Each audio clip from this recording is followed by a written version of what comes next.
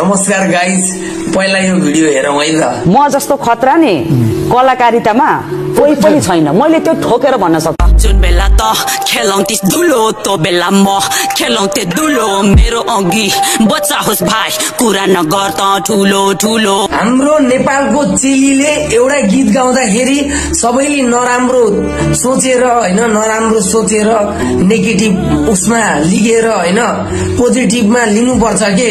सबै कुरा नेगेटिभमा लिनु भन्ने छैन के। यो भिडियो हेर्नुस् हैन, सिलो दिदीको गीत हो हैन, त धुलो खेलाउने त धुलो खेलाउने, त्यो भनेको नाकको धुलो हुन्छ, कानको धुलो हुन्छ हैन र।